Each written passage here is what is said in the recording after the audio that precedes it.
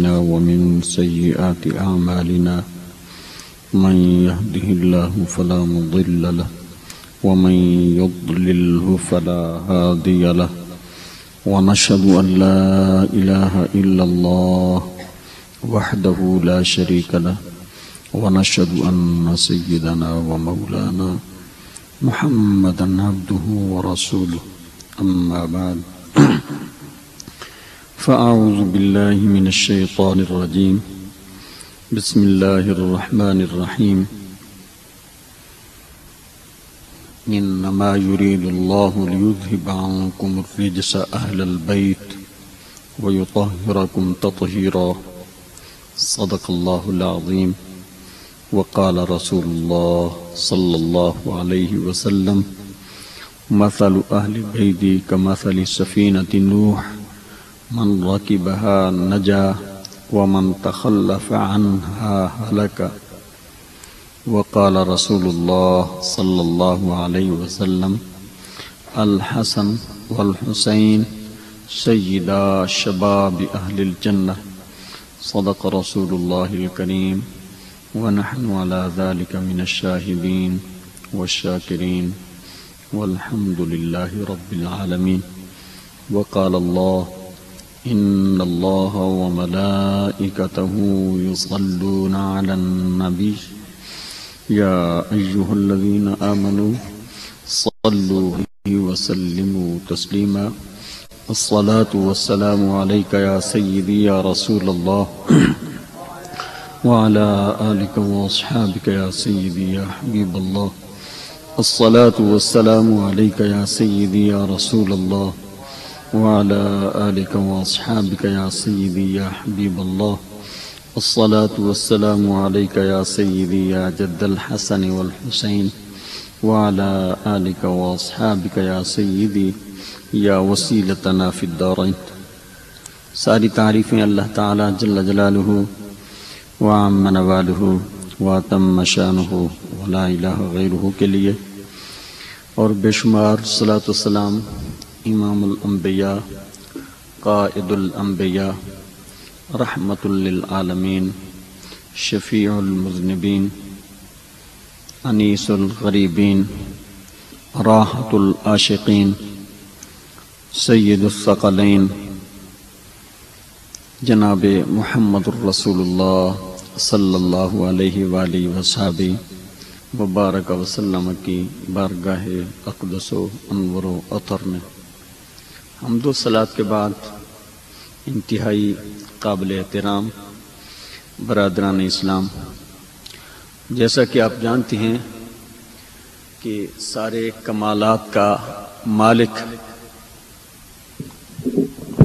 وہ صرف اور صرف رب قدوس اللہ تعالی جل جلالہ وعم نوالہ کی ذات والا صفات، اور اس نے وہ تمام کمالات، تمام خوبیاں وہ سید الانبیاء صلی اللہ تعالی علیہ وسلم کو عطا فرما دی۔ اب اس کے بعد جس کسی کو بھی جو کمال ملا، جو خوبی ملی، وہ سارے کا سارا مصطفیٰ کریم علیہ الصلوۃ والسلام کا فیضان مقدس ہے۔ ہم اہل بیت کرام علیہم الرضوان کو اسی حوالے سے آج دیکھیں گے کہ نبی اکرم صلی اللہ تعالی علیہ وسلم کو رب تعالی نے جو خصائص اور جو امتیازات اور جو کمالات عطا فرمائے، وہ آپ نے کس طرح حسن کے ساتھ اور بڑی خوبصورتی کے ساتھ اپنے اہل بیت میں اور اپنے متبعین میں منتقل فرمائے۔ ان میں اعزازات میں ایک اعزاز یہ ہے، سرکار فرمایا کرتے تھے تحدیث نعمت کے طور پہ، فرماتے تھے آنا سید ولد آدم، میں ساری اولاد آدم کا سردار ہوں، سید ہوں۔ رب تعالی نے مجھے سیادت کا سہرا میرے سر سجا دیا، سیادت کا تاج رب تعالی نے مجھے عطا فرما دیا، سرداری رب تعالی نے مجھے عطا فرما دی۔ اب سرکار خود سید ہیں، اب آپ نے اپنا یہ منصب، یہ اپنا اس کمال کا فیضان بھی آپ نے اپنے صحابہ کو بھی عطا فرمایا، اپنے اہل بیت کو بھی عطا فرمایا۔ نبی علیہ الصلوۃ والسلام کو سید بنایا رب تعالیٰ نے۔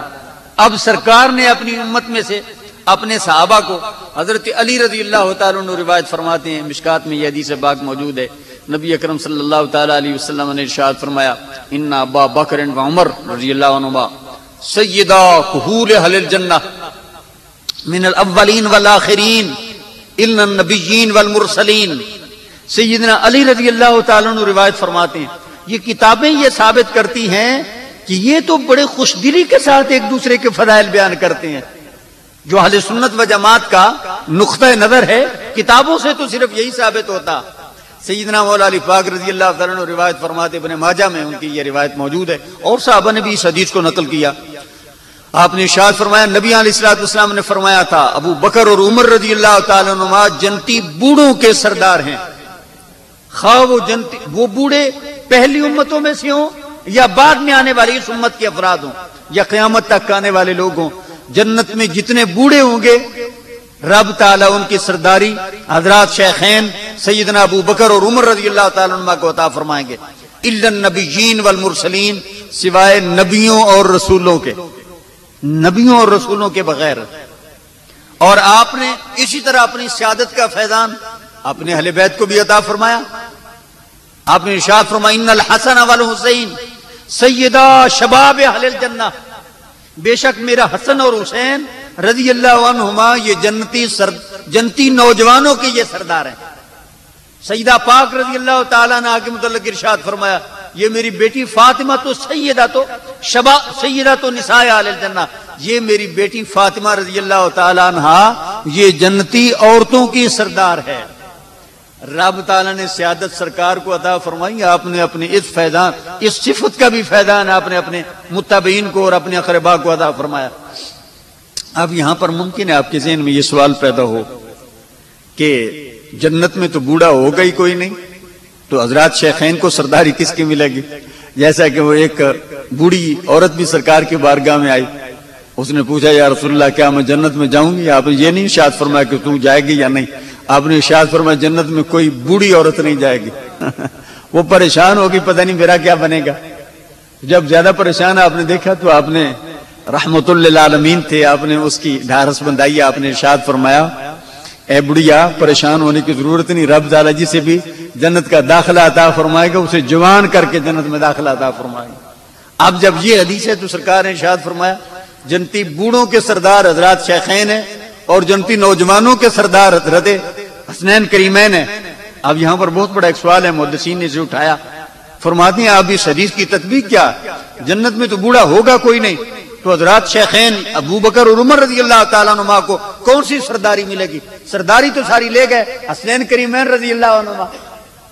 ملا علی قاری علیہ الرحمہ بہت بڑا ایک محدث ہے، وہ حدیث کی شرح انہوں نے لکھی ہے، وہ ارشاد فرماتے ہیں، مصری عالم ہے 10ویں صدی کے، وہ ارشاد فرماتے ہیں کہ جن لوگوں کو دنیا میں بڑھاپے کی عمر میں موت آئی ہوگی جنت میں انہیں لے جایا جائے گا جوان بنا کر، لیکن ان لوگوں کی سرداری رب تعالی حضرات شیخین کو عطا فرما دے گا۔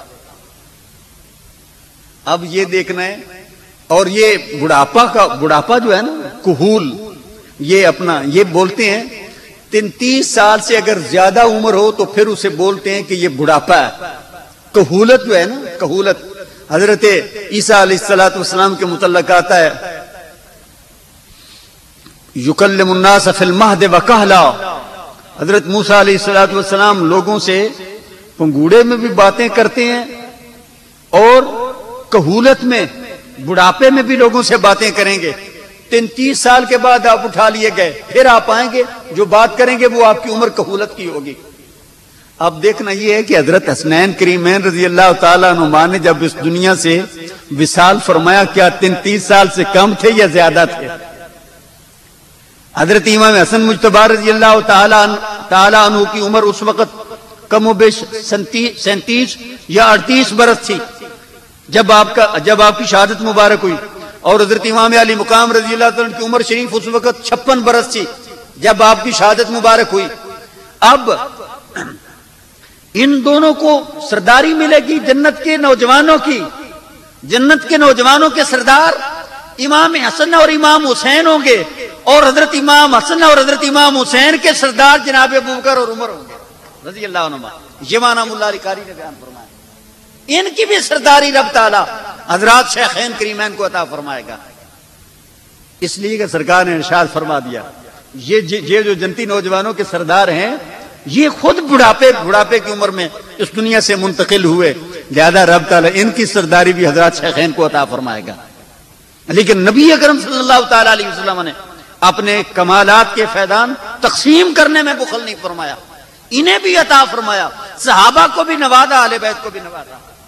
دونوں کے دونوں اہل سنت و جماعت کے لیے قابل احترام ہیں اور دونوں قابل تکریم اور قابل تعظیم ہیں۔ کسی ایک سے بغض یا عناد ہمارے لیے اور ہمارے ایمان کے لیے ہلاکت کا اور اخروی عذاب یا عقاب کا سبب ہے، ہمیں اس سے بچنا چاہیے۔ اس سے ایک قدم آگے بڑھتے ہیں۔ نبی اکرم صلی اللہ تعالی علیہ وسلم نے ارشاد فرمایا خاص طور پر، اور بھی جناب علی پاک رضی اللہ تعالیٰ کے متعلق بھی ارشاد فرمایا، خاص طور پر حضرت امام حسین رضی اللہ تعالیٰ کے متعلق ارشاد فرمایا حسین منی وانا من الحسین۔ آپ نے یہ حدیث سنی ہے کئی بار، میں حسین سے ہوں اور حسین مجھ سے ہے، میں حسین سے ہوں، حسین مجھ سے ہے۔ یہ تو سمجھ میں آتی ہے، کوئی باپ کہہ دے، دادا کہہ دے، پردادا کہہ دے یہ پوتا مجھ سے ہے، بیٹا مجھ سے ہے، نواسا مجھ سے ہے، لیکن اگر وہ کہے میں ہی سے ہوں یہ بات سمجھ میں نہیں آتی۔ یہ عمومی طور پر ہماری عقلیں سے قاصر ہیں کہ ہم سمجھیں دادا اپنے پوتے سے کیسے ہو گیا، نانا اپنے نواسے سے کیسے ہو گیا۔ نواسا تو اپنے نانا سے ہو سکتا ہے، بیٹا باپ سے ہو سکتا ہے، بیٹا ماں سے ہو سکتا ہے، پوتا دادے سے ہو سکتا ہے، لیکن سرکار نے ارشاد فرمایا، اور یہ فرمان بالکل برحق ہے۔ مجھے بھی اس معاملے میں تشویش ہوئی، محدثین نے اس کا جواب یہ دیا، حضرت حسین رضی اللہ تعالیٰ عنہ حضور سے ہیں بایمانہ۔ آپ ارشاد فرماتے ہیں جناب حسین رضی اللہ تعالیٰ عنہ کے سارے کمالات میری عطا ہیں، حسین کا علم بھی میرا عطا کرتا ہے، حسین کے اخلاق بھی میرے عطا کرتا ہے، حسین کی شجاعت بھی میری عطا کرتا ہے، حسین کا حلم بھی میرا عطا کرتا ہے، حسین کا صبر بھی میرا عطا کرتا ہے، حسین کا ہر کمال اور ہر خوبی سرکار فرماتے ہیں وہ میرا فیضان ہے، اور میرے کمالات کا ظہور رب تعالیٰ حسنین کریمین سے فرما دے گا۔ میں حسین سے ہوں، یعنی میرے کمالات کا ظہور رب تعالیٰ جناب حسین رضی اللہ تعالیٰ عنہ سے کروائے گا۔ یوں سمجھو کہ سرکار ارشاد فرما رہے ہیں حسین میرے جمال کا آئینہ ہے، میرے حسن کا آئینہ ہے، جس نے مجھے دیکھنا ہو وہ حسین کو دیکھ لے، اس حسین سے جو کچھ نظر آئے گا وہ سارے کا سارا میرا ہی کمال ہوگا۔ اب ہم دیکھتے ہیں نبی اکرم صلی اللہ تعالی علیہ وسلم آپ کے بعض اخلاق حسنہ کو یہ موضوع میں نے اس لیے بھی اٹھایا، یہ دوران سال مجھ سے کئی بار یہ سوال ہوا کہ حضرت امام علی مقام رضی اللہ تعالیٰ عنہ کو صرف اور صرف اس حوالے سے متعارف کروایا جاتا ہے کہ آپ نے جنگ کربلا لڑی ہے، اس کے علاوہ کیا ان کا کوئی کارنامہ نہیں تھا؟ کیا ان کے اندر کوئی شخصی خوبیاں نہیں تھی؟ کوئی ان کا حسب نہیں تھا؟ حسب اور نسب بھی قابل فخر ہے، قابل تکریم ہے، اور حسب بھی قابل فخر ہے۔ ان کا ذاتی جوہر، ان کا کردار، ان کا عمل، ان کی شخصیت، وہ بھی ہمارے لیے جاننا ضروری ہے۔ بلکہ حسینیت حقیقتاً ہے یہی کہ ہم سارے کے سارے حضرت امام حسین رضی اللہ تعالیٰ کے رنگ میں رنگے جائیں، ان کے کردار کو اپنا لیں، ان کے فکر کو اپنا لیں، ان کی صورت اور سیرت کے مظہر بن جائیں۔ یہ جنگ کربلا ہمیں ہر سال یہی پیغام دیتی ہے، جس کی یاد ہم 10 محرم کو مناتے ہیں کہ دنیا والو مجھے دیکھو، مجھے اپناؤ، میرے اشار کو دیکھو، میری استقامت کو دیکھو، میرے صبر کو دیکھو، میری دینداری کو دیکھو، عمل بالدین دیکھو، اور خود اپنے اسموں کا جائزہ لے کر اپنی سیرت کو اس کے مطابق ڈالو۔ میں اس حوالے سے چند ایک خوبیاں حضرت امام علی مقام رضی اللہ عنہ کے آپ کے سامنے رکھنا چاہتا ہوں۔ جناب رسول مکرم صلی اللہ تعالی علیہ وسلم کی حیات طیبہ کا ہم جب مطالعہ کرتے ہیں تو سرکار نے غریب پروری کا ہمیں بہت زیادہ درس دیا، جو آج ہمارے معاشرے سے تقریباً مفقود ہو رہی ہے۔ غریب پروری اب صرف یہ نام کے یہ لفظ رہ گئے۔ اگر ہم کسی غریب کے ساتھ کوئی احسان کرتے ہیں تو اس احسان کے ہم بدلے کے خواہاں ہوتے ہیں. ہم اس کے بعد اگر کوئی وڈیرا آدمی تو کل اس کے ذہن میں مسئلہ ہوتا ہے میں اس سے کل ووٹ لوں گا, سیاسی مفادات حاصل کروں گا, یا اس سے کل کوئی خدمت لوں گا, مجھے یہ سلام کرے گا, شکریہ ادا کرے گا, مجھے جزاک اللہ کہے گا. اہل بیت کرام علیہم الرضوان کی غریب پروری. قرآن ارشاد فرماتا ہے انما نطعمکم لوجہ اللہ لا نرید منکم جزاء ولا شکورا. یہ جنتی لوگوں کا یہ کردار ہے. اور یہ آیات بینات یہ خاص طور پر اہل بیت کرام علیہم الرضوان کے متعلق نازل ہوئی. مفسرین نے لکھا یہ جو آیات سورہ دہر کی ہے یہ حضرت سیدہ فاطمہ زہرا رضی اللہ تعالیٰ عنہا اور سیدنا و مولانا مولا علی پاک رضی اللہ تعالیٰ عنہ کے شان میں یہ نازل ہوئی. جب آپ نے حضرت امام حسین یا حضرت امام حسن رضی اللہ تعالیٰ عنہما ان میں سے کسی کو بخار ہو گیا تو انہوں نے منت مانی کہ یا اللہ اگر انہیں شفا تو عطا فرما دے تو ہم 3 دن کے روزے رکھیں گے. چنانچہ روزہ رکھ لیا گیا, بخار اتر گیا. حضرت مولا علی پاک رضی اللہ تعالیٰ عنہ کہیں گئے, دن کو سارا دن خدمت کرتے رہے, مزدوری کرتے رہے. شام کو جو کچھ ملا جب کھانا پکا کے تیار کیا تو اس وقت ایک یتیم آ گیا, کہنے لگا یتیم ہوں, بھوکا ہوں, کئی دن سے کچھ نہیں کھایا, مختلف دروازوں پہ گیا ہوں, کچھ نہیں ملا. آپ نے وہ سارا کھانا اٹھایا اور اس یتیم کے حوالے کر دیا. دوسرے دن پھر اسی طرح مزدوری کرتے رہے, شام کو کھانا پکایا اور جب تیار ہو گیا تو کوئی مسکین آ گیا, اس نے بھی یہی صدا دیا, آپ نے اسے عطا فرما دیا. تیسرے دن کوئی قیدی آ گیا, آپ نے اسے عطا فرما دیا. جب یہ 3 دن تک یہ بھوکے رہے, اٹھپارے جب یہ روزے رکھتے رہے تو ان کا یہ عمل رب تعالیٰ کو اتنا محبوب لگا.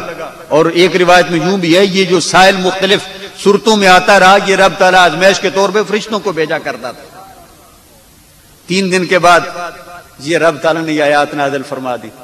اور اس وقت وہ دیتے وقت کہتے کیا تھے, کل ہم تم سے ووٹ لیں گے, ہمیں ووٹ دینا, یا کل ہمارے لیے تم نے ہمارے نعرے لگانے ہیں. نا نا نا, یہی جملہ میرے اور آپ کی اصلاح کے لیے بہت بڑا سامان آیات ہے. فرمایا کرتے تھے انما نطعمکم لوجہ اللہ لا نرید منکم جزاء ولا شکورا. اے سائلین, اے یتیم مسکین اور قیدی, ہم تمہیں کھانا کھلا رہے ہیں صرف اور صرف خدا تعالی کی رضا کے لیے. ہم تم سے یہ کسی قسم کے جزا, بدلے اور شکریہ کے الفاظ کے بھی متمنی نہیں ہیں. ہم یہ بھی نہیں کہتے تو تم ہمارا شکریہ ادا کر دو, تھینکس, یہ بھی ہمیں نہیں چاہیے. ہمیں اس کی جزا دو, خدمت کرو, ہمیں ووٹ دو, یہ بھی ہمیں نہیں چاہیے. یہ ہے للہیت, اللہ تعالی کی رضا کے لیے نیکی کرنا. اور نبی اکرم صلی اللہ تعالی علیہ وسلم کے دین کی بنیاد ہی اسی للہیت پر ہے.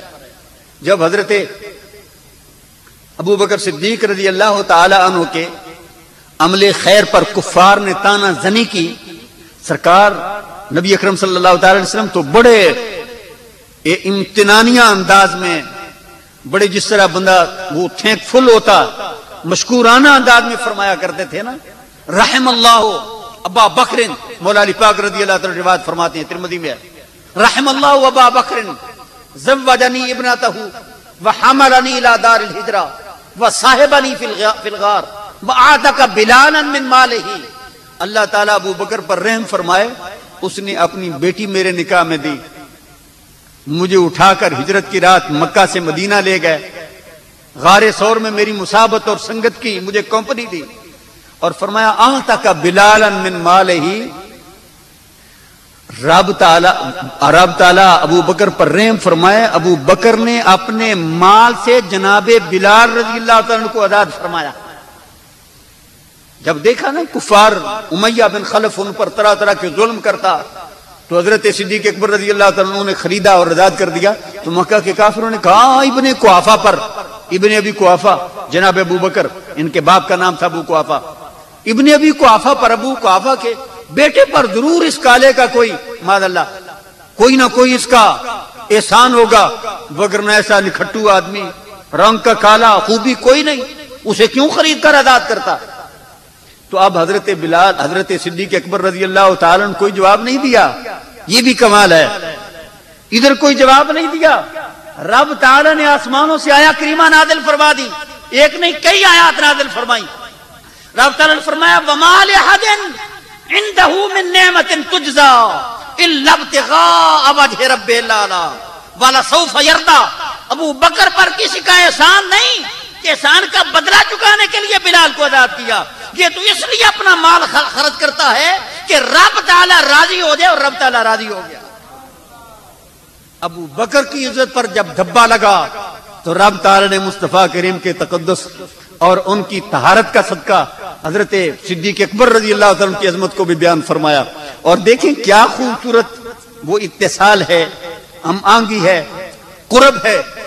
پہلی صورت میں صدیق اکبر رضی اللہ تعالیٰ کی عظمت کا بیان ہے، اور والضحیٰ واللیل اذا سجا، یہ ساتھ متصل صورت ہے۔ یہ نبی اکرم صلی اللہ تعالیٰ علیہ وسلم کے تقدس اور آپ کی تنزیہ کے متعلق یہ صورت نازل ہوئی۔ جب کفار نے کہا ان محمد ودع ربہ وقلا، جناب محمد صلی اللہ تعالیٰ علیہ وسلم کو ان کے محمد نے چھوڑ دیا، اور ان کا رب اس نے انہیں چھوڑ دیا اور ناراض ہو گیا۔ رب تعالیٰ نے ارشاد فرمایا والضحیٰ واللیل اذا سجا ما ودعک ربک وما قلا، ضحیٰ کی قسم، وقت چاشت کی قسم، یہ معنی علماء نے کیے۔ علامہ راضی کہتے ہیں حضرت عبداللہ بن عباس رضی اللہ تعالیٰ عنہ فرمایا کرتے تھے یہ ضحیٰ وقت چاشت یہ بھی قابل عزت ہے، لیکن اس سے مراد اصل میں وہ فرماتے ہیں چہرہ والضحیٰ ہے۔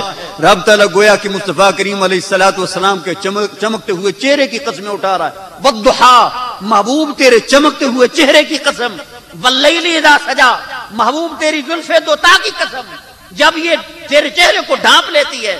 ما ودعک ربک وما قلا، نہ تیرا رب تجھ سے ناراض ہوا نہ اس نے تمہیں چھوڑا۔ رب تعالی نے مصطفیٰ کریم علیہ الصلوۃ والسلام کی طہارت کو اور ان کی تقدیس بھی بیان کو ان کو اس کو بھی بیان فرمایا، اور سیدنا صدیق اکبر رضی اللہ تعالیٰ عنہ کی طہارت کو بھی بیان فرمایا۔ ہاں، نبی اکرم صلی اللہ تعالیٰ علیہ وسلم کی دین کی یہ ایک امتیازی خصوصیت ہے کہ اس میں للہیت ہے، اس میں اخلاص ہے، اس میں خدا تعالیٰ کی رضا ہمیشہ مومن کے مقصود اور اس کے مد نظر ہوتی ہے۔ نبی اکرم صلی اللہ تعالیٰ علیہ وسلم کی غریب پروری کے حوالے سے ایک واقعہ، اور اسی کی روشنی میں آگے حضرت امام علی مقام رضی اللہ عنہ کا کردار، اور اسی کے روشنی میں اپنے کردار کی اصلاح اس کی دعوت دوں گا۔ مسلم شریف میں اور دیگر کتابوں میں موجود ہے۔ حضرت جابر بن عبداللہ رضی اللہ تعالیٰ انصاری مدینہ طیبہ کے مقامی باشندے ہیں۔ ان کے والد